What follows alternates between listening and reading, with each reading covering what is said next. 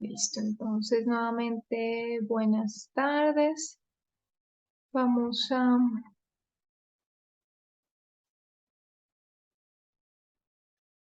empezar nuestro tema que he titulado Positivismo tóxico y sentimentalismo prioritario.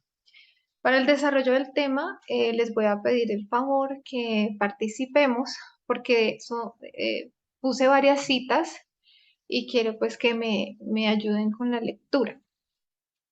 Este tema lo escogí porque, espérenme, qué pena. Ahí pueden ver la siguiente diapositiva, ¿cierto? Resulta que cuando estaba estudiando los Vesper y vi que la anciana Tess puso dos frases, una de ellas más que todo me llamó la atención y estas frases se refería a la posición de los libertarios. Y una de ellas es: estaré en desacuerdo con lo que dices, pero defenderé hasta la muerte tu derecho a decirlo. Y la otra es: la gente no recordará lo que dices, sino cómo los has hecho sentir. Y esa última frase me llamó mucho la atención porque yo trabajo, digamos, en un tema donde la empatía que tú generas con los otros es muy importante y cómo tú haces sentir a las personas es muy importante. Entonces, pues empecé a cuestionarme un poco por qué estaba mal esa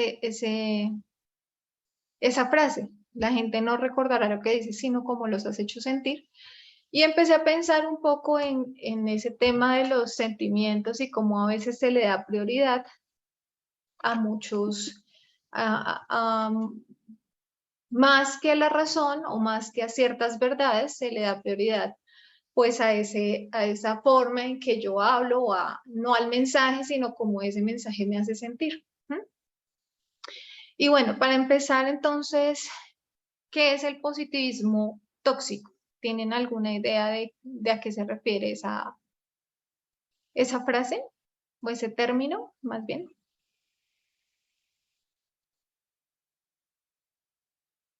Lo que Ninguna, pensemos, ¿no? ninguno de los dos. Recuerdo solamente que esta mañana Agustina, en la intervención que hizo en el estudio, ella habló sobre ese término en el sentido de que, bueno, como que intentan espiritualizar todo y decir como que, bueno, estoy mal, pero Dios proveerá. Estoy así como que parafraseando, más o menos. Ok, para ir dando claridad, entonces cuando nosotros hablamos, nosotros ya hemos hablado del tema de sentimientos y esos sentimientos como haciendo parte de la naturaleza humana, y que estos sentimientos hacen parte de las facultades inferiores y que esas facultades deben ser sometidas a las facultades superiores. ¿Sí? Esa fue la primera reflexión que yo dije, bueno, por ese lado, esta frase no estaría bien, esta frase que los libertarios proponen, ¿ya? Y por otro lado, empecé a mirar que el positivismo tóxico y el sentimentalismo pues tienen que ver con esa naturaleza inferior, ¿sí? El sentimiento es el resultado de las emociones, pero el sentimentalismo es como la indulgencia excesiva respecto a esas emociones. Entonces yo todo lo vuelvo sentimiento y empiezo a priorizar ese sentimiento por encima de todo, ¿sí?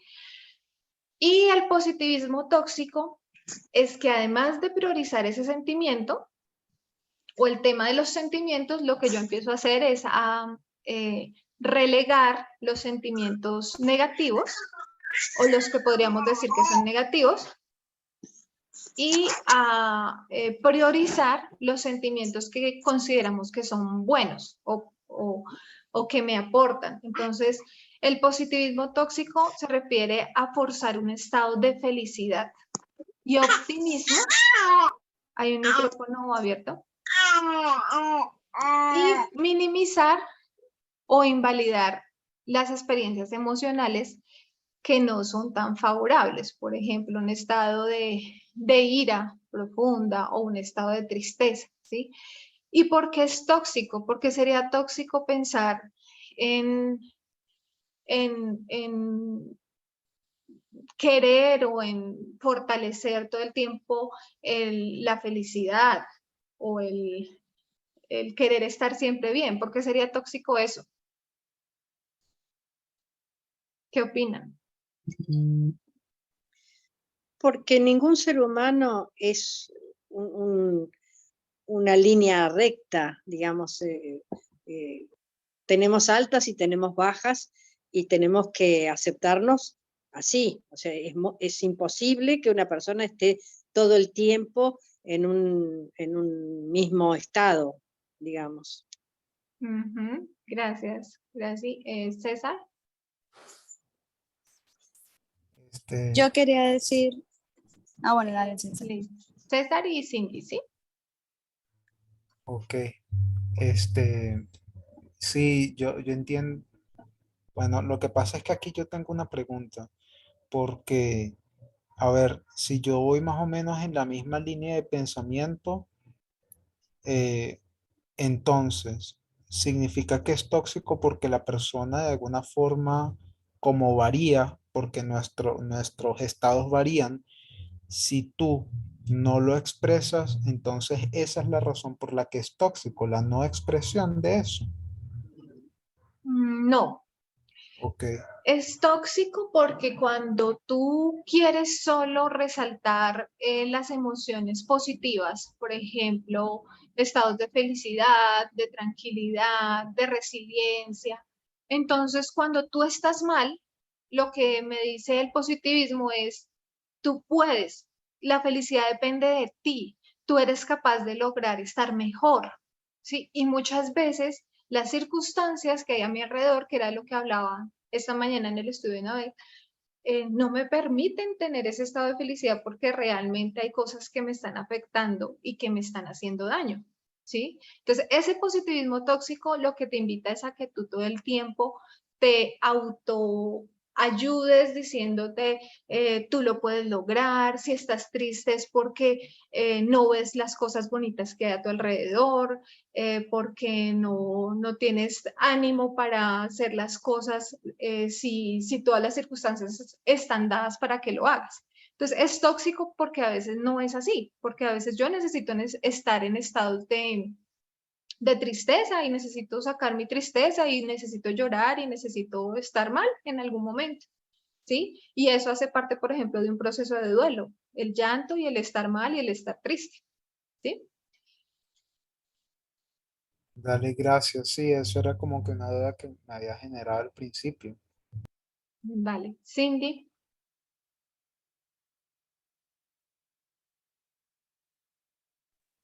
Hola, hola. este, no, yo quería comentar sobre lo que tú estabas diciendo, de que recientemente yo compartí una vez una foto en el estado donde estaba el positivismo tóxico, donde reflejaban que decían que tienes que amarte, tienes que quererte, tienes que, o sea, siempre como lo que tú explicabas, que todo depende de la actitud de uno y por experiencia propia no es tan así. O sea, no lo podemos tomar como tan negro o blanco, no. Eso tiene como sus escalas, sus matices y eh, aunque en gran parte sí depende también a veces de la actitud, de todos modos hay sentimientos y circunstancias en los que de verdad no te nace sentirte diferente. O por mucho que te des cuenta, sí, o sea, yo tengo mi hogar, tengo trabajo, todo, pero igual no me siento feliz. O sea, hay cosas que a veces cuando otras personas quieren darle como apoyo y te comienzan, te lo que hacen es hacerte sentir peor porque entonces uno dice, no, uno es un desagradecido con la vida.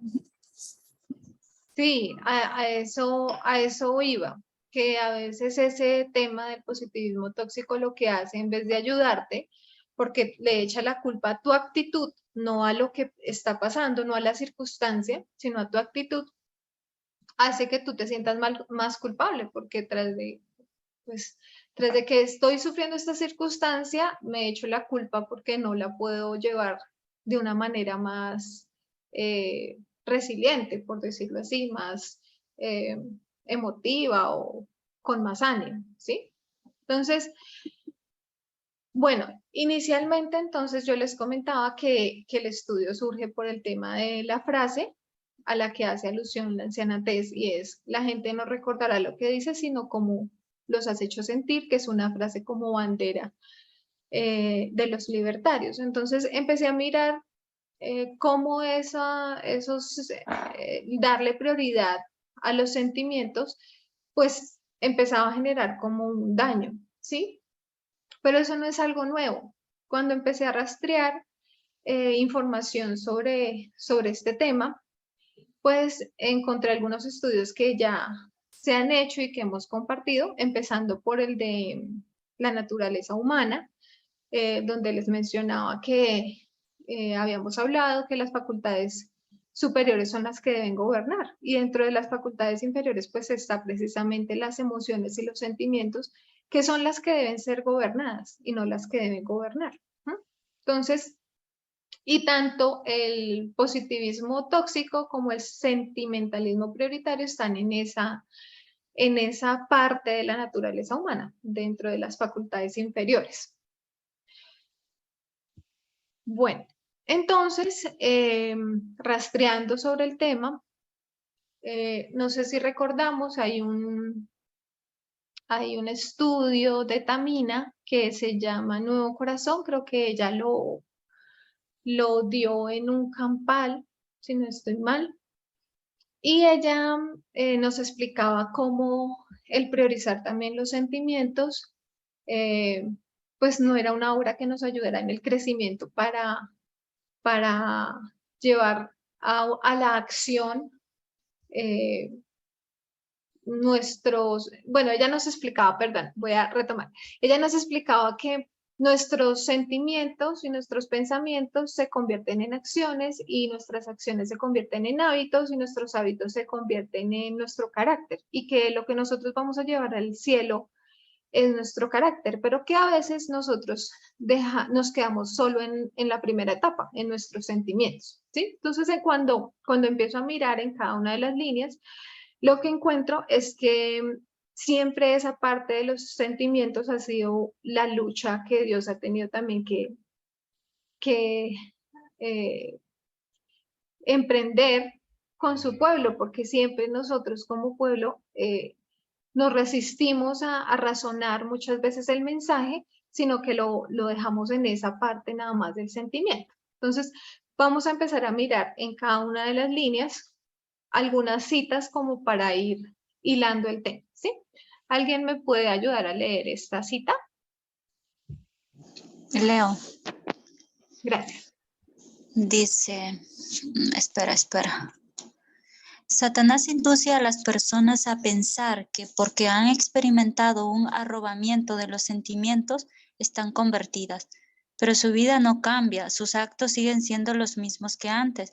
Su vida no demuestra buen fruto. Oran frecuentemente y largamente y se refieren constantemente a los sentimientos que experimentan en tal o cual ocasión. Pero no viven la nueva vida, están engañadas. Su experiencia no va más allá de los sentimientos. Edifican sobre la arena y cuando soplan vientos adversos, su casa se derrumba. Ok, gracias, Edith.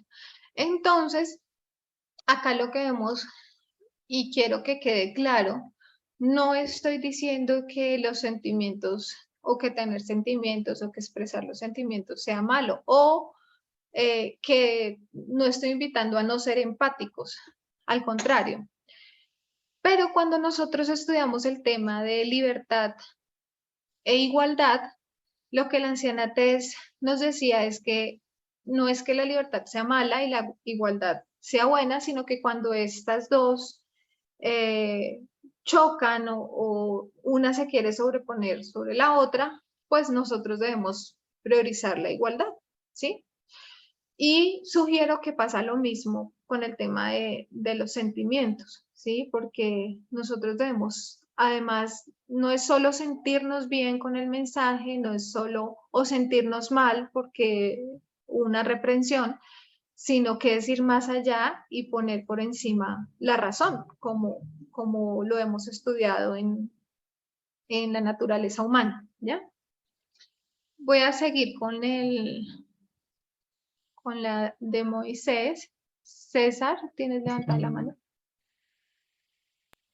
Sí, no, y también para acotar otra cosa para complementar ese comentario anterior que hiciste antes sobre el tema de las líneas, este, sabes que esta es otra cosa por la cual la iglesia en sí, muchos van a llegar a rechazar, y es porque ellos ponen por encima este sentimiento en lugar de la razón. Entonces ellos ven una lógica perfecta en las líneas y este patrón que Dios, cómo Él ha guiado a su pueblo.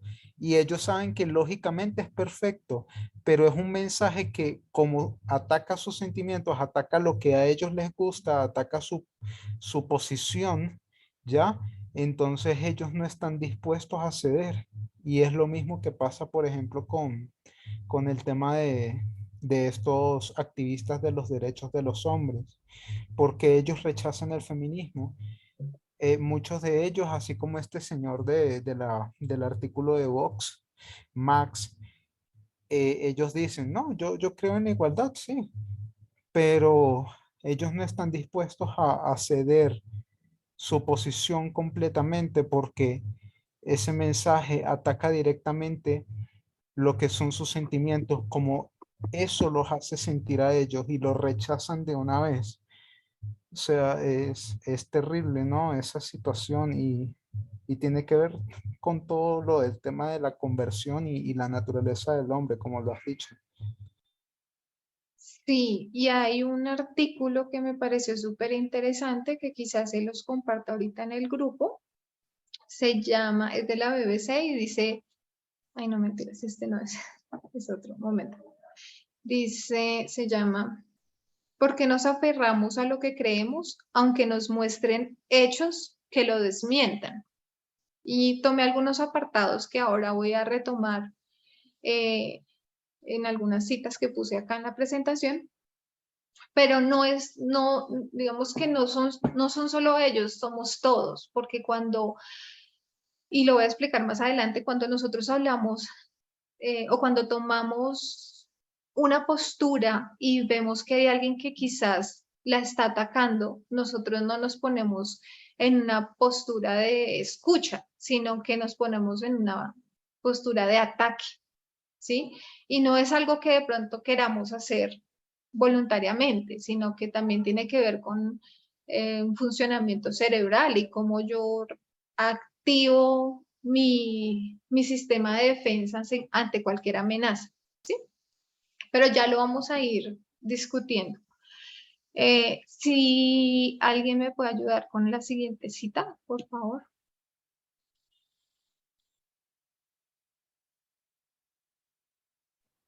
Leo, Por favor. era el plan de Dios que Moisés le recordara frecuentemente a Israel sus transgresiones y rebelión para que pudieran humillar sus corazones ante Dios por causa de sus pecados. El Señor no quería que olvidaran los errores y pecados que había provocado su ira contra ellos. El recuerdo de sus transgresiones y de las misericordias y bondades de Dios que ellos no habían apreciado, no complacía sus sentimientos. No obstante, Dios indicó que esto debía hacerse. O sea, el recuerdo de sus transgresiones y de las misericordias y bondades de Dios que ellos no habían apreciado no complacía sus sentimientos. No obstante, Dios indicó que esto debía hacerse. Exacto. Gracias. Entonces, esa parte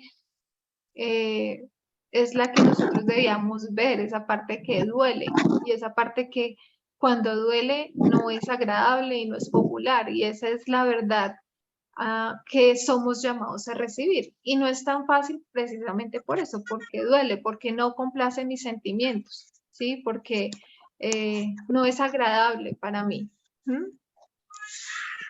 Y como pueblo pasa eso, como pueblo siempre ha pasado lo mismo, ¿sí? Precisamente cuando inicia una línea de reforma, inicia porque estamos en oscuridad y porque definitivamente...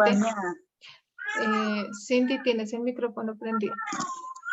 Definitivamente tenemos que ir modificando lo que veníamos haciendo, ¿sí? Y pues ahí no es tan fácil. Miremos acá en la línea de Cristo, solo puse algunas, podemos leer solo 2 versículos de los que están aquí, Juan 7:1 y Marcos 3:6. ¿Quién me puede ayudar a leerlo? Leo. Gracias, Gatita. Juan 7:1. Ajá. Después de estas cosas andaba Jesús en Galilea, pues no quería andar en Judea, porque los judíos procuraban matarle. Marcos 3:6. Pero en cuanto los fariseos salieron, comenzaron a hacer planes con los del partido de Herodes para matar a Jesús. Lucas 6:11, Juan 15:18, Mateo 5:44. Gracias. No las puse todas, pero las podemos buscar. Entonces, ¿cómo se sentían los fariseos frente al mensaje de Cristo? No se sentían bien, pero no les importaba lo que él decía ni el mensaje que él traía, sino cómo eso hacía que ellos se sintieran. Y el problema era que ellos no se sentían bien con lo que él decía. Entonces, pues la salida fue matarlo, ¿cierto? Procurar matarlo. Y no solo los fariseos, sino también, pues, tu propio pueblo. Porque nos decía en alguna presentación la anciana Tess que las enseñanzas por parábolas estaban diseñadas precisamente para hacer que la gente se sintiera incómoda. Entonces, no tenía por qué extrañarnos que Cristo hubiese sido crucificado, ¿cierto? Pero no era por su mensaje, sino cómo ellos tomaban ese mensaje, porque no escuchaban el mensaje, sino escuchaban sus sentimientos, lo que ese mensaje les amonestaba, y eso no les gustaba. Miremos la siguiente. Tomé acá una cita de Pablo. ¿Alguien más que por favor me la ayude a leer? Yo. Gracias. Pablo era un orador elocuente. Antes de la acción, a menudo había tratado de impresionar a sus oyentes mediante vuelos de oratoria. Pero ahora dejó todo esto de lado.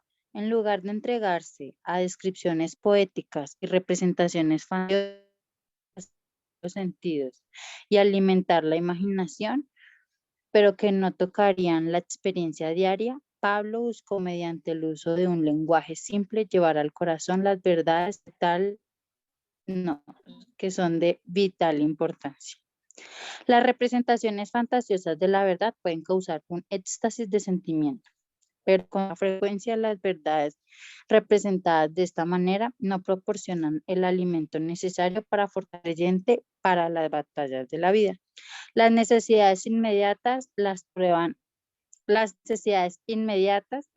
actuales de las almas que luchan deben ser satisfechas con una instrucción práctica en los principios fundamentales del cristianismo. Gracias, Vale. Entonces nosotros vemos que el tema de estar luchando con los sentimientos del pueblo no es algo nuevo, es algo que vemos línea tras línea y con la que se ha batallado desde siempre, ¿sí? Y es algo que vemos desde el cielo, ¿sí? Desde Satanás, ¿sí? Miremoslo acá a un tema más cercano. Ya casi acabamos las citas, pero igual les voy a pedir que sigan leyendo, por favor. ¿Quién me puede ayudar con esto? Voy. Dice, esto es FW. ¿Cuál era ese libro? Esta cita se las voy a deber porque no la encontré en español y la estuve Ah, buscando en inglés y me fue difícil. La saqué de uno de los estudios que sí. tenía, entonces no tengo claro de cuál es exactamente. Sí, no, a mí también se me escapa. Bueno, supuse que era en inglés porque sí, no, La no la había traduje. visto en español. Este dice, en cada congregación de la tierra hay almas insatisfechas, hambrientas y sedientas de salvación. De día y de noche, la carga de sus corazones es, ¿qué haré para ser salvo? Escuchan con entusiasmo los discursos populares, con la esperanza de aprender cómo pueden ser justificados ante Dios, pero con demasiada frecuencia solo escuchan un discurso agradable, una declaración elocuente. Hay corazones tristes y decepcionados en cada reunión religiosa. El ministro les dice a sus oyentes que no pueden guardar la ley de Dios. No es vinculante para el hombre en nuestros días, dice. Debes creer en Cristo. Él te salvará. Solo cree. Así les enseña a hacer del sentimiento su criterio y no les da ninguna fe inteligente. Ese ministro puede profesar ser muy sincero, pero está tratando de calmar la conciencia atribulada con una falsa esperanza. Gracias. Aunque aquí se hace como una amonestación para otras congregaciones, nosotros sabemos que Elena White escribió muchas amonestaciones para su propio pueblo, para amonestando a quienes creían realmente en el mensaje, ¿sí? Porque señalaba sus pecados públicamente y eso tampoco era agradable para ellos. Entonces, esas reprensiones públicas hacía que varios miembros de la iglesia no la quisieran, que por el contrario la odiaran, ¿ya? Entonces, la invitación es a que nosotros no debemos dejarnos guiar por los sentimientos que nos produce la amonestación, pero tampoco debemos dejarnos guiar. Perdón, es que el micrófono abierto, voy a mirar si lo puedo silenciar. Ya. La idea es que nosotros no nos dejemos guiar ni por los sentimientos, digámoslo así, negativos que nos pueda generar un mensaje, pero tampoco por los positivos, porque es que el mensaje no es un sentimiento, ¿sí? Y acá voy a poner algunos textos que he sacado de las presentaciones de la anciana Tess o del anciano Parminder, donde se nos amonesta precisamente a eso, a que nosotros no tenemos que estar mirando el sentimiento, ¿sí? Porque ni que sea bueno ni que sea malo, ni si yo me he sentido amado, respetado en el movimiento, porque eso sería un sentimiento egoísta, ni tampoco si me he sentido mal cuando me han amonestado, ¿sí? Las dos cosas son egoístas, porque no es un tema moral, no es de cómo nos sentimos nosotros, sino es un tema profético, es un mensaje que debemos aceptar, ¿ya? Entonces, no sé quién más me puede ayudar con estas dos citas.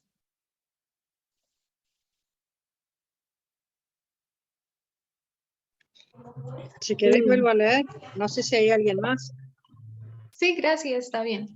Por favor. ¿Por qué estamos en este movimiento? Y si estás en este movimiento solo porque te han hecho sentir bien, entonces es solo cuestión de tiempo porque al final haré que las personas no se sientan bien, lo cual es inevitable para mí. Eso lo dijo Tess. Y ahora la cita de Parminder es, no es moral, no tratamos de ganar tu amistad, apoyo o afecto. Un mensaje profético demanda un testimonio y respuesta clara. Tus sentimientos y mis sentimientos no deben entrar en la ecuación. Gracias. De nuevo. Entonces, acá volvemos al mismo punto. ¿sí? Y acá lo que nos están diciendo es, no se trata de cómo nosotros nos sintamos, si nos sentimos felices porque siempre habíamos querido tener un poco más de libertad o arrancar un poco ese sexismo. No se trata de cómo nos sintamos, sino se trata del mensaje que necesitamos dar, que necesitamos entender y que necesitamos racionalizar para poderlo llevar adecuadamente también a otros y vivirlo, ¿sí? Y esto pasa en todas las esferas, no es un tema que nosotros pongamos específicamente en el pueblo de Dios, en cada una de las líneas, sino que también es un tema que se ve en el mundo porque hace parte de nuestra naturaleza. Entonces, como hace parte de nuestra naturaleza, pues es una cosa con la que constantemente debemos estar luchando, ¿ya? Y quise poner este ejemplo aquí. No sé si recuerdan un seminario, unos temas que dio la anciana Tess donde se hablaba del tema de Rusia y de por qué para los rusos era tan difícil, digamos, salir de esa imagen heroica de Putin. Entonces quise sacar este pequeño trozo de un texto, de una noticia que ella nos compartió. Voy a leerla yo. Sentimientos prorrusos. Putin se presenta como un héroe. Rusia es una nación amiga con la que necesitamos tener lazos amistosos. Nuestro enemigo es Occidente. Los ucranianos son fascistas y después de todo, esta no es una nación real. Y esta cita la puse porque en ese seminario hablábamos de cómo era tan difícil que los rusos se dieran cuenta lo que estaba pasando en Ucrania, a pesar de que hubiese familiares que estaban siendo afectados por la guerra, pues se seguía negando esa guerra, a pesar de que había tantas evidencias. Y aquí va el artículo que les digo que les voy a compartir sobre la BBC, porque a pesar de que me muestran las evidencias, cuando yo tengo una perspectiva de la realidad, pues es muy difícil que yo salga de esa perspectiva y eso tiene que ver con lo que yo siento frente a esa realidad. Entonces, ellos sienten que Putin es un héroe, ellos sienten que la amenaza no es su líder, sino que la amenaza está en Occidente, ¿sí? Y voy a esto porque cuando nosotros hablamos de sentimientos no es algo que surja de la nada, sino que es algo que también se va construyendo, ¿sí? Lo que yo siento obedece a cuál es mi perspectiva del mundo. ¿Mm? Y mi perspectiva del mundo puede ir cambiando. Por ejemplo, nuestros sentimientos hacia la población homosexual no es la misma hoy que que antes del clamor de medianoche, por ejemplo, ¿sí? Entonces, lo que se va a activar en nuestro cerebro o lo que nosotros vamos a sentir respecto a esa población puede cambiar, pero puede cambiar a medida que yo voy escuchando una fuente de información. Y aquí voy a eso, a cuáles son las fuentes de información entonces que van nutriendo mi perspectiva y van nutriendo mis sentimientos, ¿sí? No sé si eso es claro.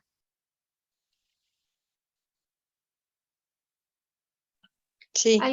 ¿Alguien me puede ayudar a leer este último que hace parte de algunos estudios que se han hecho respecto a cómo nosotros, cómo es el funcionamiento de nuestros sentimientos, cómo nosotros vamos reaccionando ante ciertas realidades?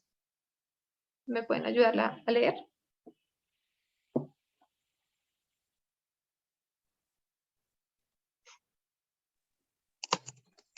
Dice, los estudios de psicología cognitiva y neurociencia han descubierto que cuando se trata de política, la gente se forma opiniones basadas en emociones, como el miedo, el desprecio y la ira. en lugar de tomar en consideración los hechos. Listo. Porque nos Entonces, aferramos a lo que creemos, aunque nos muestren hechos que lo desmientan, aunque nos muestren hechos que los desmientan. gracias, Martica. Es esa parte del artículo que les comentaba.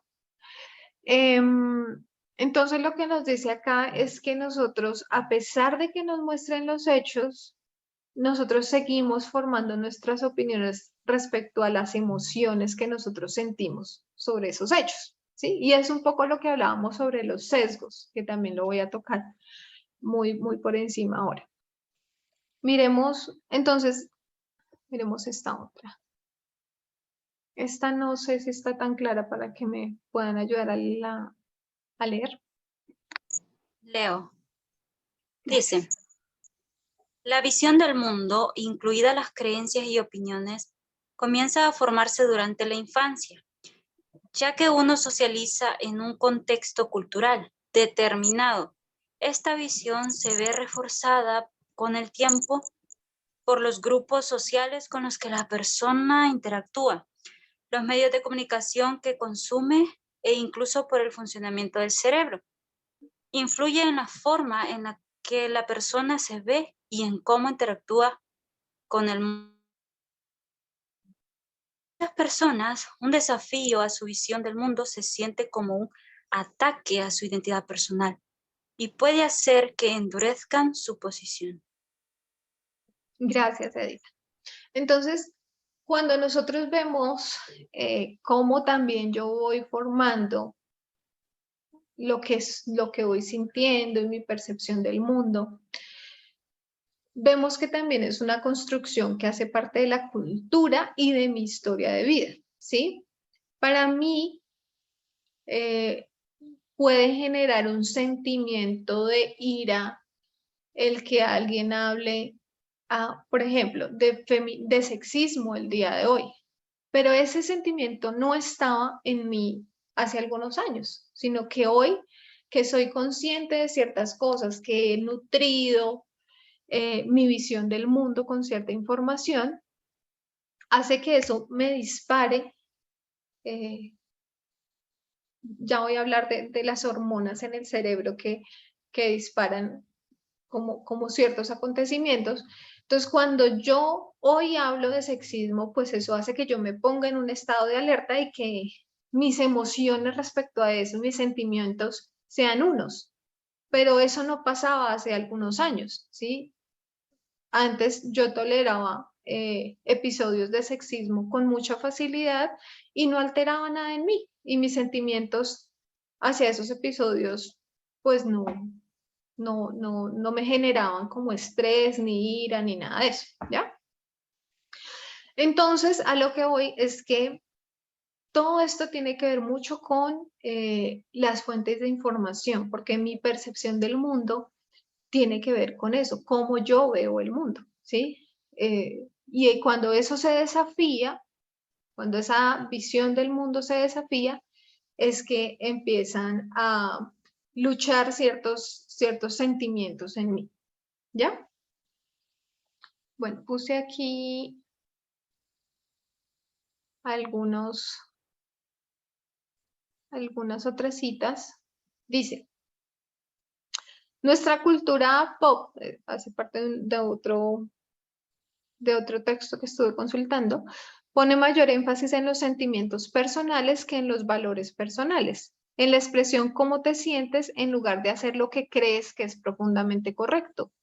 Y culpar, alivio de la culpa y la venganza, en lugar de mejorar. Y es algo de lo que nosotros debemos ser conscientes todo el tiempo, ¿sí? Cuando alguien me dice algo que me incomoda, yo tengo que empezar a racionalizar eso y decir, si lo que esa persona está diciendo me afecta por el mensaje que está dando o porque yo me siento ofendida porque está hiriendo mi ego, por ejemplo, ¿ya? Hace parte de empezar a racionalizar lo que estamos sintiendo. ¿Por qué estoy sintiendo esto? que es uno de los ejercicios que debemos empezar a hacer. Bueno, no sé, tal vez lo voy a obviar y voy a mirar esto que me parece importante y que tal vez ya hemos tratado en algunos temas que se han dado en el movimiento, y son los sesgos cognitivos. Entonces, ¿por qué me es tan difícil a mí aceptar una idea por más razones que me den y por más lógica que parezca? Por ejemplo, con el tema de la vacunación o con el tema del cambio climático, ¿sí? Y tiene que ver con eso, ¿sí? Cuando hablamos de sentimientos se vinculan mucho más que una simple emoción, sino que tiene que ver también con lo que culturalmente yo he aceptado con mi historia de vida y qué es una amenaza para mí, ¿sí? Entonces, en los sesgos cognitivos tenemos las amenazas. Entonces, las personas nos sentimos amenazadas y esa es una reacción que es parte de las creencias que yo tenga, ¿sí? Una amenaza cuando nosotros hablábamos de las amenazas, por ejemplo, de los grupos protestantes, inicialmente hablábamos de los judíos.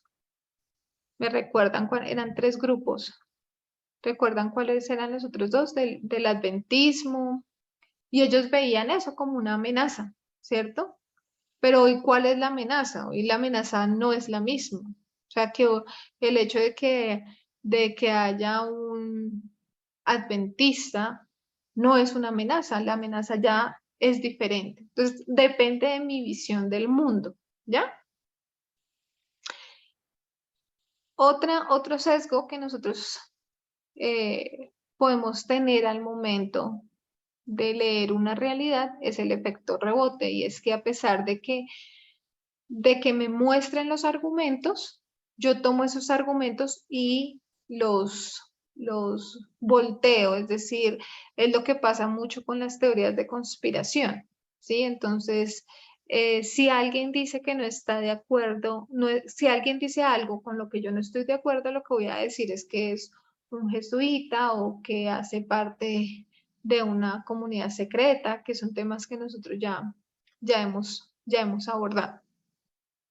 Y lo que también ya hemos hablado del sesgo de confirmación, que se trata de la tendencia natural de buscar información o interpretar las cosas de tal manera que respalden mi posición, ¿sí? Siempre estamos buscando cómo nutrir mis argumentos y no mirar la información de manera objetiva. Entonces, lo que decía al inicio de la presentación es que no se trata de decir que una o la otra es mala, sino se trata de entender a cuál yo le estoy dando la prioridad, ¿sí? Y si el sentirme a gusto con el mensaje es suficiente para estar en el lado correcto, ¿sí? Lo mismo que con la libertad y la igualdad. No es que la libertad sea mala, pero debo priorizar la igualdad. Lo pongo como en esa misma perspectiva. No es que el sentimiento sea malo, solo que debo empezar a priorizar cómo razono los argumentos y no lo que me hacen sentir esos argumentos, sea que me hagan sentir a gusto o que no. Y bueno, hasta aquí. ¿Tienen algún comentario, alguna pregunta, alguna observación que quieran hacer?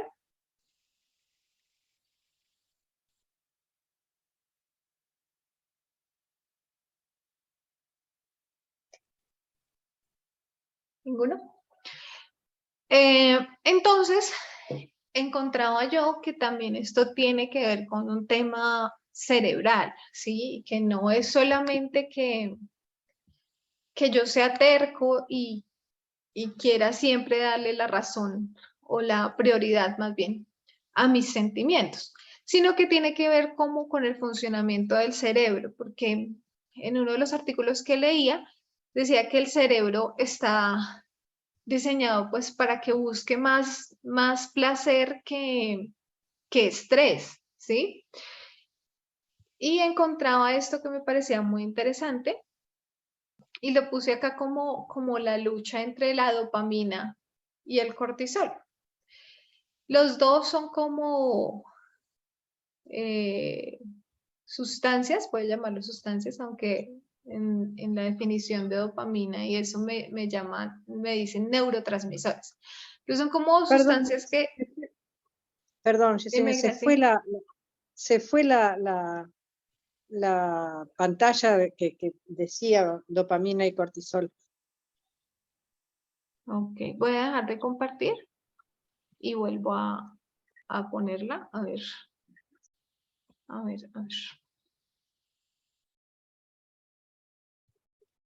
Espérenme a ver.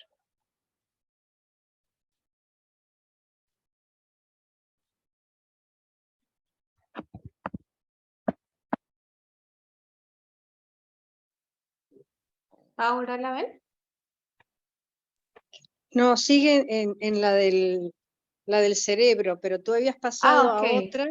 Esta. Gracias. Listo. Entonces, listo, gracias. Les comentaba que indagando sobre el tema, decía que estas dos sustancias se segregan, la dopamina, se segrega cuando yo tengo experiencias que me generan placer. Y el cortisol, por el contrario, se segrega cuando yo tengo experiencias que me generan estrés. Entonces, cuando nosotros estamos en una discusión,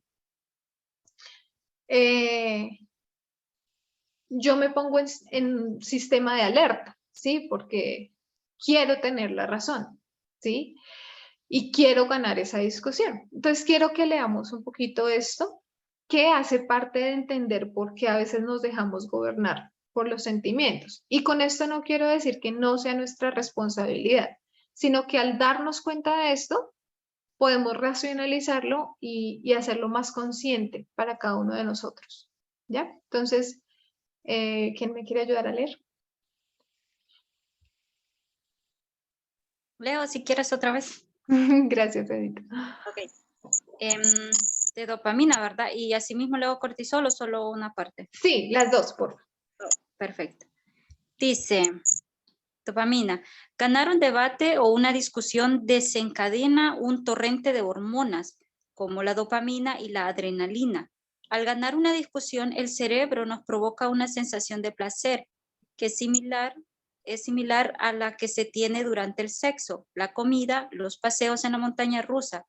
Ese subidón nos hace sentir bien, incluso invulnerables, y es una sensación que mucha gente quiere tener a menudo. Cortisol. Asimismo, en situaciones de mucho estrés o desconfianza, el cuerpo libera cortisol. Esta hormona puede secuestrar nuestros procesos de pensamiento avanzado, la razón y la lógica, lo que los psicólogos llaman las funciones ejecutivas de tu cerebro. La amígdala del cerebro se vuelve más activa, lo que controla nuestras reacciones innatas de lucha o de huida cuando nos sentimos amenazados. Gracias. Entonces, es como que siempre nuestro cerebro y nosotros, dueños del cerebro, queremos ganar esas discusiones, ¿sí? Queremos que no sentirnos amenazados. Pero la amenaza depende de cómo yo veo el mundo. ¿Qué es lo que a mí me hace ponerme en un sistema de alerta? ¿Sí? Y cuando nosotros veíamos, por ejemplo, los temas de los Vespers, veíamos que, por ejemplo, para el ateísmo, su amenaza, ¿cuál era? ¿Recuerdan? ¿Cuál es la amenaza para el ateísmo?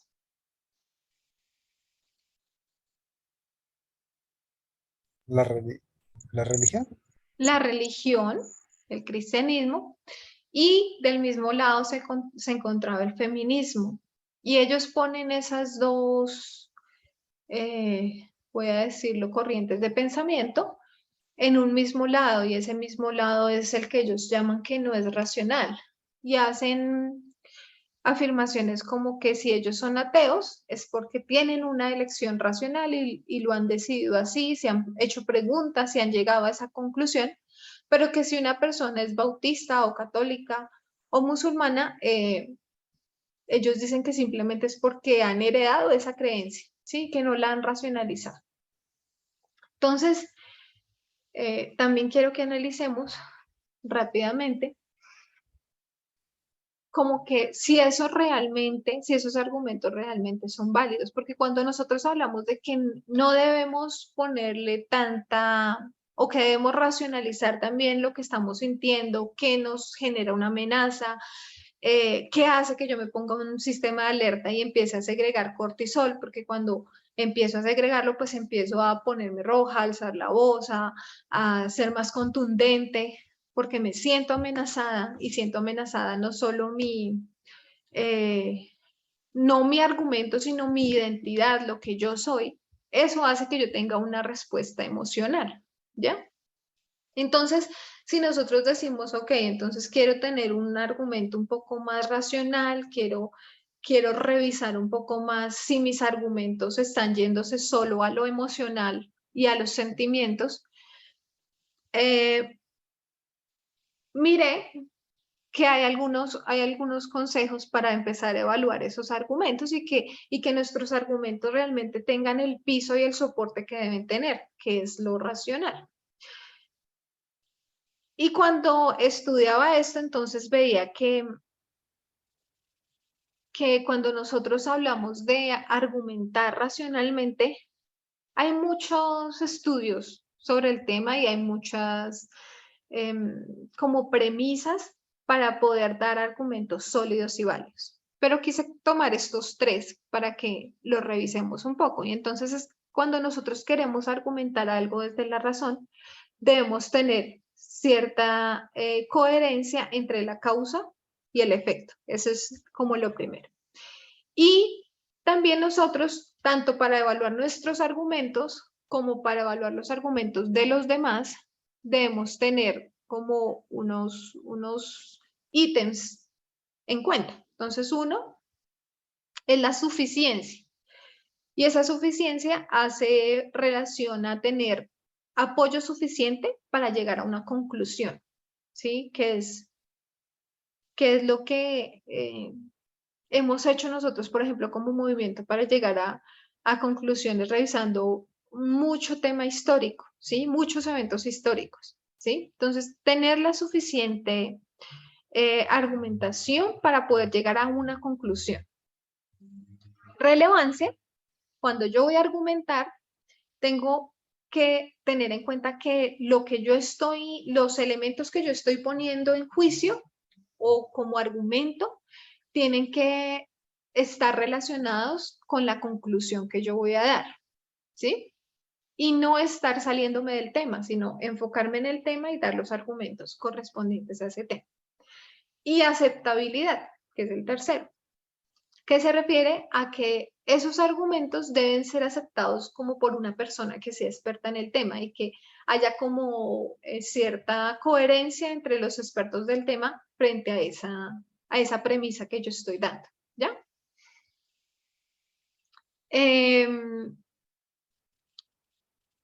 Y teniendo en cuenta esos argumentos y teniendo en cuenta ese discurso del ateísmo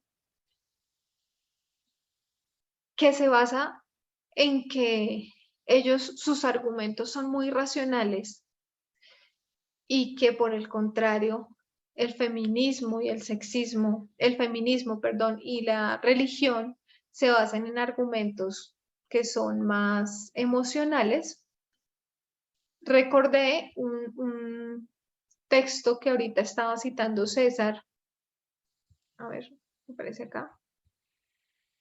Y estaba hablando de la discusión de Sam Harris y Michelle, ¿cómo era el apellido? Bernstein, ¿sí? A ver, reviso acá. Michelle Borstein. Sí, sí recuerdan en uno de los Vespers que la anciana antes estaba hablando de los 4 jinetes y que Sam Harris fue entrevistado y que él hizo un comentario sexista y luego él publicó en un foro sus argumentos para debatir que él no era sexista. ¿Recuerdan ese episodio? Acá está. Yo no. Bueno, te voy a poner acá un poco en contexto. Entonces, la ancianata se estaba hablando de los 4 jinetes. Los 4 jinetes son como los pioneros del ateísmo moderno, del nuevo ateísmo, ¿sí? Y entonces estaba hablando precisamente de que ellos discriminan el hecho de la religión y el feminismo como algo que no es racional, ¿sí? Y se autoproclaman como unos seres muy racionales. Sin embargo, el hecho de que yo tome ciertos argumentos no quiere decir que esos argumentos realmente me hablen de que sean unos argumentos realmente racionales y coherentes, ¿sí? Porque de pronto no tienen la suficiencia, la relevancia, perdón, y la aceptabilidad. Quizás alguien me pueda ayudar a leer el texto desde el cual se generó la discusión. Es este que estás colocando aquí en la presentación esto. Sí, el de la entrevista de Washington Post. Ok, desde donde dice aquí, solo se puede atribuir desde allí. Sí, Ok, pero quiero poner un poquito acá el contexto. Entonces ella le dice que le está preguntando que por qué, le pregunta sobre el sexismo en la comunidad atea, ¿sí? Le está preguntando al respecto de eso. Y esa es la respuesta que él da. ok, entonces voy. Dice, solo se puede atribuir a mi abrumadora falta de atractivo sexual, dijo entre risas enormes. Creo que puede tener que ver con mi inclinación personal como autor, siendo muy crítico con las malas ideas. Esto puede sonar muy enojado para la gente. A la gente simplemente no le gusta que se critiquen sus ideas. Hay algo en esa postura crítica que hasta cierto punto es intrínsecamente masculina y más atractiva para los hombres que para las mujeres, dijo. La variable atea solo tiene esto. Obviamente no tiene este ambiente de estrógeno adicional nutritivo y que construye coherencia que querrías por defecto si quisieras atraer a tantas mujeres como hombres. Gracias. Entonces, básicamente lo que está diciendo es que él, por ser un autor crítico de las malas ideas y por ser tan racional, pues a ese tema del ateísmo casi no se unen mujeres, ¿sí? Porque eso requiere coherencia y pues pareciera que, aunque no lo dice, pues lo hay más en las mujeres que en los hombres, ¿sí? Quise hacer este ejercicio de mirar si estos argumentos, si estos criterios de argumentación los cumple Sam Harris, porque resulta que cuando se publicó este artículo, entonces empezó a generar un debate sobre su sexismo y él se defendió con un artículo donde pone ciertos argumentos que quiero que revisemos ya para terminar. Entonces, César, adelante. Este, sí, la pregunta era de hacer como un ejercicio, no práctico. Es eso. Ujú, Bueno, sí. yo creo que si uno sigue el criterio de suficiencia, aceptabilidad y ¿cuál era el segundo? Se me olvidó. Relevancia. Relevancia. Yo lo que creo es que el tipo no sigue una metodología coherente.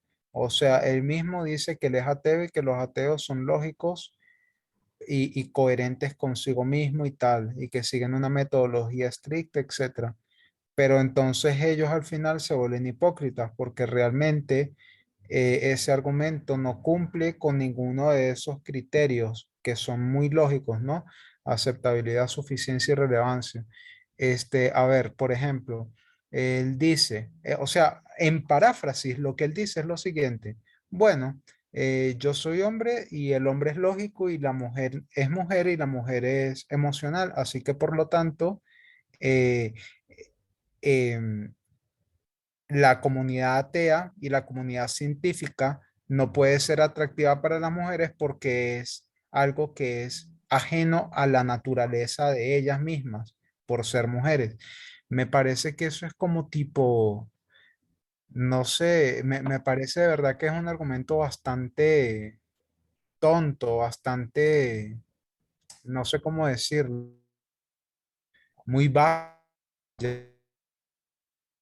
Miremos hacer que ese argumento parte de su perspectiva de la realidad, ¿sí? Y él está tratando de argumentar algo que él cree y que es un disparador para él, que es una amenaza, que activa su cortisol porque para él eso es una amenaza, ¿sí? Entonces, quiero que miremos dos párrafos de la contestación que él da respecto a las críticas que se le hacen por esa entrevista y por esos argumentos que él puso allí en esa entrevista, pero que resulta que cuando él da estos argumentos, pues resultan ser más sexistas de de lo que dijo inicialmente. ¿Por qué? Porque hace parte de su visión del mundo, ¿ya? Entonces, voy a leer, bueno, creo que sí, solo dos y ya para ir cerrando porque ya se nos fue el tiempo. César, ¿tú me podrías ayudar a leer este argumento que él da? Ok, dice, mi intercambio con Bernstein en el auditorio Lisner había sido algo espinoso, de hecho. En un momento dado, negó rotundamente que un porcentaje significativo de estadounidenses sean cristianos fundamentalistas. Cité resultados de encuestas que se remontan a 80 años atrás y que sugieren que el número ronda el 45%. Bernstein luego afirmó su autoridad como periodista, habiéndose centrado en estos temas, estudiando todas las encuestas relevantes y escrito múltiples artículos explicándolas al público. No sé si por lo que está fuera de contexto el párrafo, aunque ya estamos contextualizando, es claro, pero cuando nosotros miramos estos argumentos que tenemos aquí, y revisamos si el argumento que él está dando es suficiente, es relevante y tiene aceptabilidad, pues frente a esta afirmación que él hace, yo no veo nada de eso, ¿sí? Primero porque está diciendo, su primer argumento es que la relación con la periodista había sido algo espinosa, o sea, que no había sido lo más cordial ni se había presentado como en los mejores términos.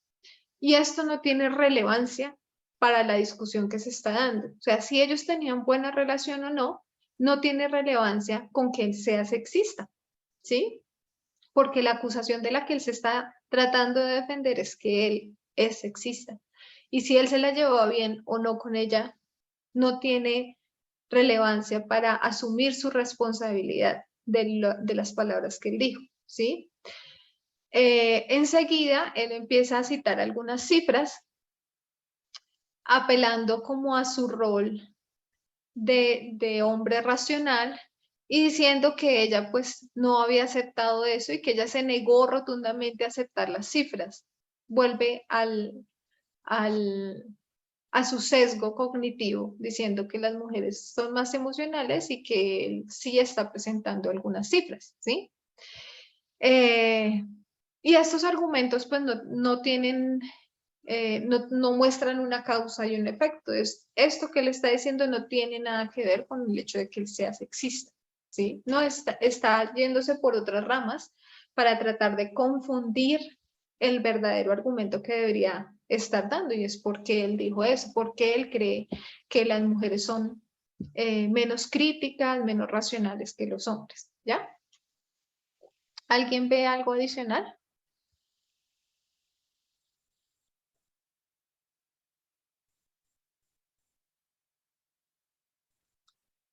Listo. Creo que voy a omitir estos otros dos argumentos que había puesto para que lo discutiéramos y miráramos qué tan argumentativas son sus razones, pero solo quiero dar una adicional que la mencionó la anciana Tess también en el estudio que hizo, y es que una de sus razones, quiero leer este diálogo. Ella se refiere a la periodista, dice: solo debes saber que lo que dijiste fue increíblemente sexista y muy dañino, y debes disculparte. Y él le responde: realmente estás decidida a sentirte ofendida, ¿no es así? Es como si hubieras instalado un cable de disparo en tu mente y solo estás esperando que la gente lo cruce. Ella: no, simplemente no eres consciente de lo sexista que eres. Y él responde: escucha, fui criado por una madre soltera, tengo 2 hijas, la mayoría de mis editores han sido mujeres y mi primera y última y mejor editora siempre es mi esposa. Si realmente quieres saber la verdad sobre mí, tiendo a respetar a las mujeres más que a los hombres. Nuevamente, sus argumentos están desenfocados, no son suficientes porque no está hilando la acusación que ella le está haciendo para una respuesta coherente de causa-efecto.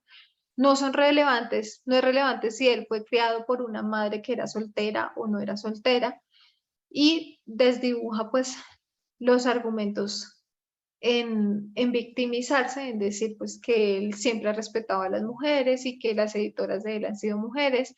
Entonces, las mujeres a su alrededor no son un buen argumento para que se defienda, ¿sí? Sino que está evadiendo realmente lo que se le está preguntando, ¿ya? ¿Alguien quiere hacer algún comentario de este texto?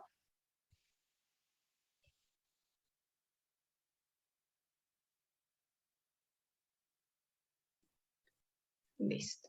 Entonces, Eh, para César, dime. Perdón, No, en la adelante. lámina anterior, porfa, ¿será que la puedes?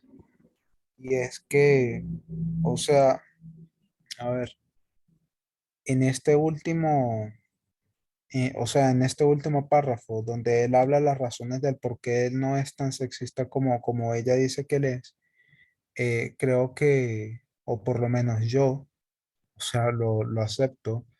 Anteriormente, llegué también a pensar así como tipo, bueno, pero, o sea, mira que yo estoy rodeado de personas que son mujeres, también fui criado por mamá soltera, este, en fin, o sea, tantos argumentos que uno puede llegar a utilizar para uno autojustificar un comportamiento que no es correcto, ¿sabes?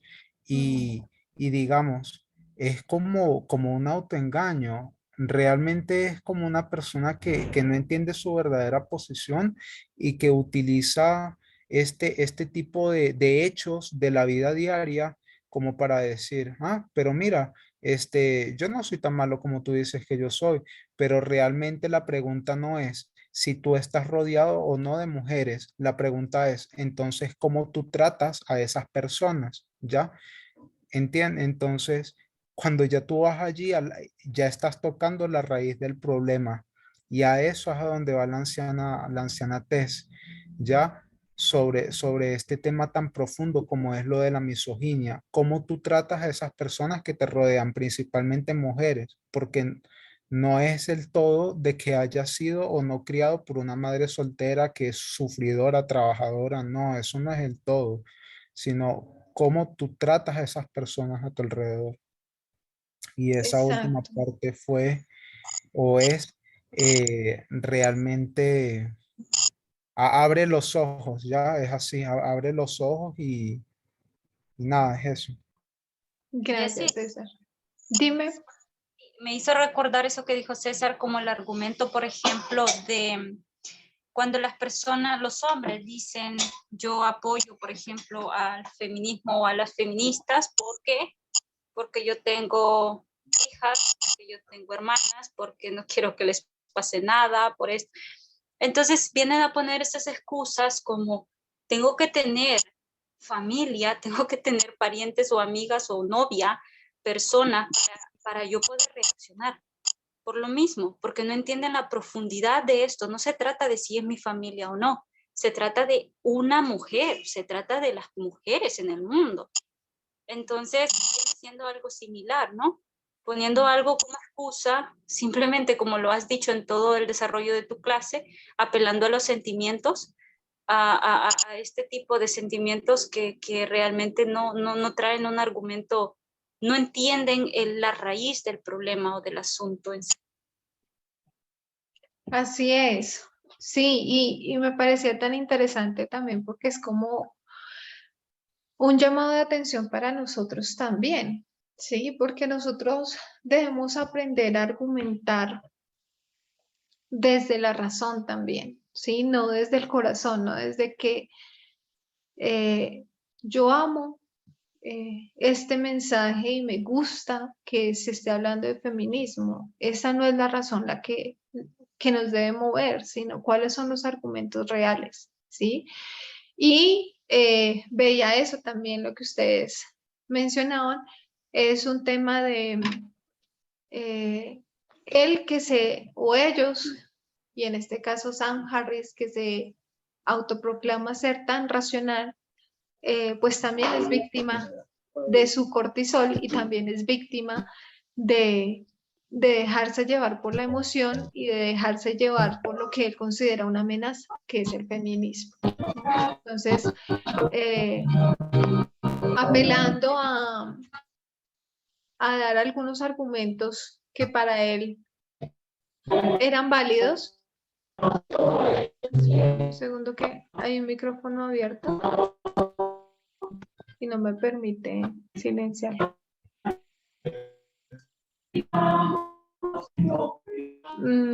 Mati, Matías, Mati, sí.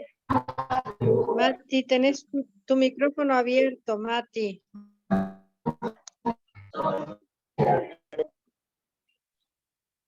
Ah, ya. Listo. Entonces, hace parte de la naturaleza humana de todos, ¿sí? Lo que pasa es que constantemente tenemos que estar revisando los argumentos que nosotros ponemos para dar una discusión, ¿ya? Y quiero concluir con estos consejos prácticos que puse aquí respecto a que nosotros, primero como sacerdotes, hacer un llamado a que revisemos pues cómo estamos dando esa batalla, ¿cierto? De poner en primer lugar las facultades superiores. Y entonces ponía ciertos elementos que me parecieron importantes sobre los cuales medité durante el estudio, y es que la discusión que nosotros damos debe de dejar de ser moral y pasar a lo profético. No es un asunto personal o en contra de cada uno de nosotros, sino que hay que revisar el mensaje y mirar qué de ese mensaje, cómo lo pongo racional en mí, ¿cierto? Cómo lo interiorizo, no solo porque me guste o porque no me guste, sino porque tiene unos argumentos realmente sólidos. Es muy importante las fuentes de información que seguimos y los patrones de conducta que aceptamos o no, ¿sí? ¿Cuáles son las amenazas que me mueven a que se dispare mi cortisol, por ejemplo? ¿Sí? ¿Cuáles son esas amenazas? Nuevamente el micrófono. Voy a intentar silenciar acá.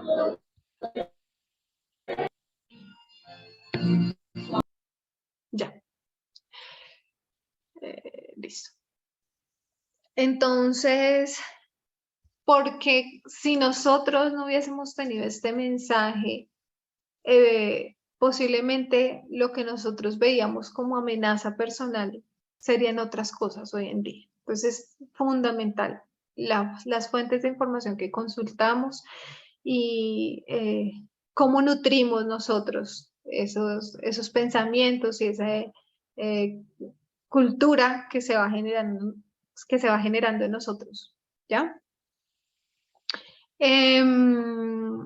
Para evitar ponernos en una actitud defensiva, debemos valorar qué es exactamente lo que me molesta. Los argumentos que me dan son válidos, contundentes, generales, ¿sí? Así me molesten ciertas cosas, hay verdades que yo debo aceptar, ¿sí? No se trata de ocultar o de que no me dé ira, pero después de mi ira debo entrar en la reflexión y decir, bueno, esto tenía un argumento válido y yo me estoy equivocando en esto. Es importante racionalizarlo, no solo dejarnos llevar por la emoción y argumentar en base a esa emoción. Y bueno, técnicas así como cuando se activa mi sistema de defensa y empiezo a segregar cortisol, yo me doy cuenta de eso. Todos nos damos cuenta porque cuando estamos en una situación de estrés, pues mi cuerpo también genera una reacción, ¿cierto? Entonces me pongo roja o todo mi cuerpo se prepara para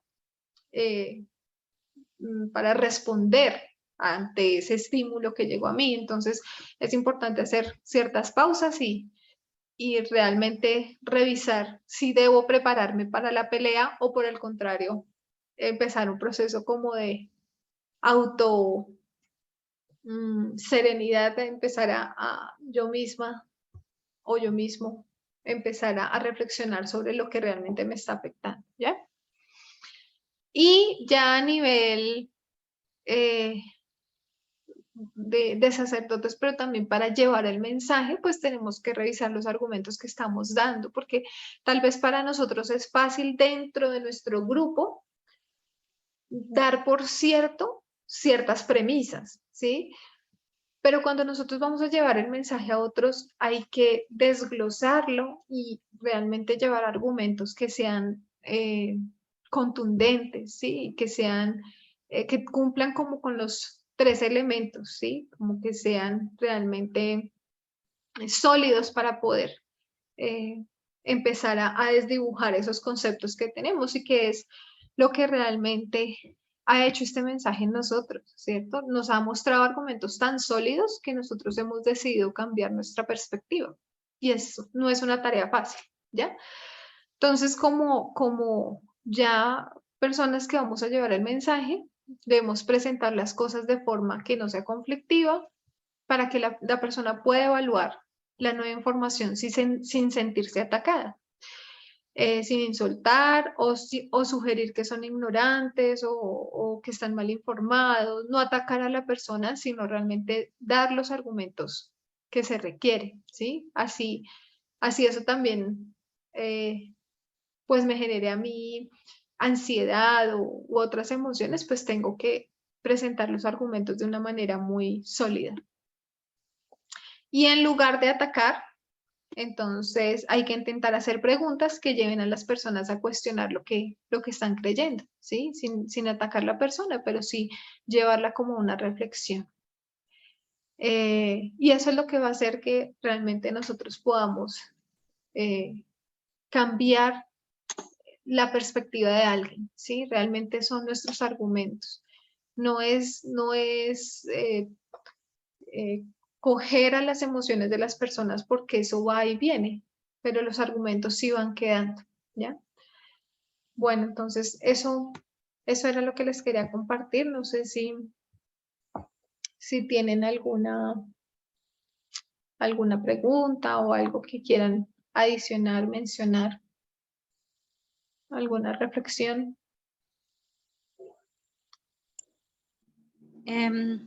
Sí, bueno, primero agradecerte por la enseñanza, Jessie.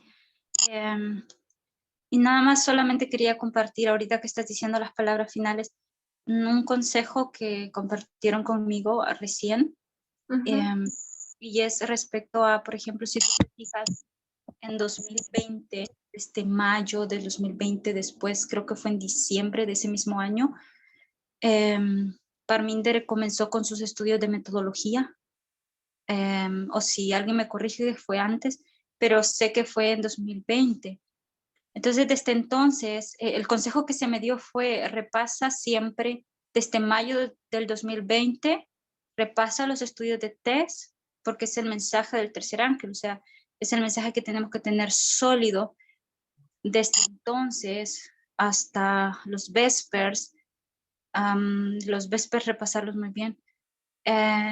Pero lo que me hizo a mí bastante sentido ahora es que Parminder, cuando empieza a enseñar sobre metodología, él empieza a darnos esas herramientas y lo hizo en 2020, y a lo largo de 2021 eso se fue repitiendo de alguna manera. Él empezó a usar frases, ¿no? Después empezó a enseñar de los sesgos cognitivos y luego empezó a ampliar más y más, de tal forma de que nosotros ahora podamos tener esa habilidad desarrollada para poder argumentar correctamente cuando vienen cosas como estas, o cuando son pensamientos entre comillas razonables de los, como Sam Harris, por ejemplo, ¿no? Y me hizo reflexionar ahora que estabas diciendo eso. Que eso sería importante, ¿no? Que nosotros tomáramos ese buen consejo y tomar, de hecho yo ya lo hice, empecé a hacer eso, ¿no? A repasar como si nunca lo había escuchado, porque creo que es nuestra preparación ahora, ¿no? Tenemos que estar sólidos en cuanto a este proceso de argumentación contra todas estas mentes que tienen tantas diferentes opiniones y ya sabes, ¿no? Tratar de usar esa metodología en parábolas para poder mostrar la raíz del problema.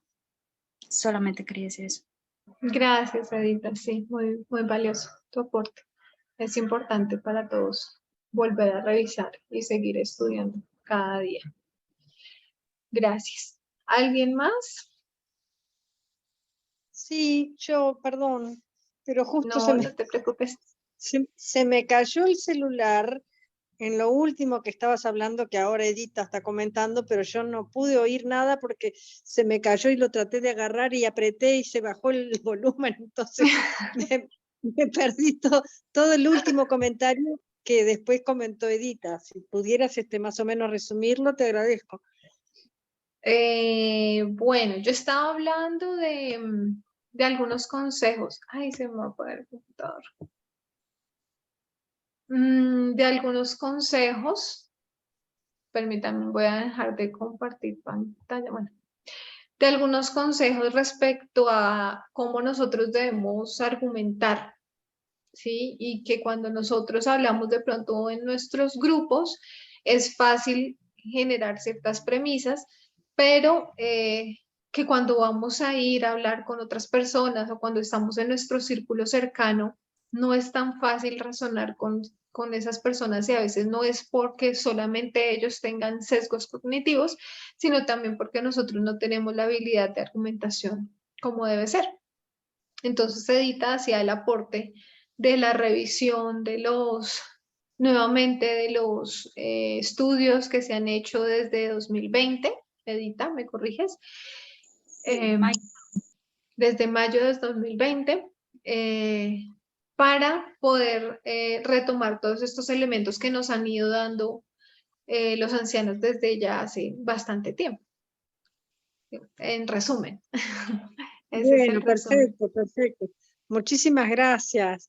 Realmente era un tema difícil, el título era así como enigmático para mí, pero estuvo muy bueno, por lo menos intenté entender un poco y es bueno todos esos consejos porque realmente muchas veces yo me he cuestionado cómo podría empezar a llevar el mensaje y me resulta muy difícil porque es tan amplio y tan grande para fundamentarlo que, que no sé, es algo que me está rondando y no sé cómo resolverlo. Muchísimas gracias, Jessy.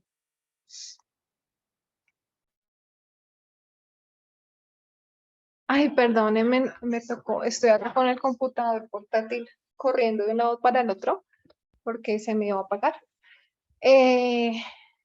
Sí, por eso les dije al principio que inicialmente pensé en cambiar inclusive el nombre del estudio porque se iba ampliando y a medida que iba avanzando quería abarcar otra cosa. Pero bueno, como empecé con esa idea inicial de por qué estas frases de que no es lo importante lo que digas, sino cómo te sientes al respecto, por eso empecé con ese tema. Entonces, pero bueno, había mucho para reflexionar. Entonces, bueno, me alegra mucho que hayamos podido compartir ya este final de sábado acá para nosotros. Sé que Muchísimas gracias. para ustedes también ya está empezando la semana, entonces vamos a cerrar con una oración y terminamos, ¿les parece? Voy a Sí, cómo tener no. acá la grabación.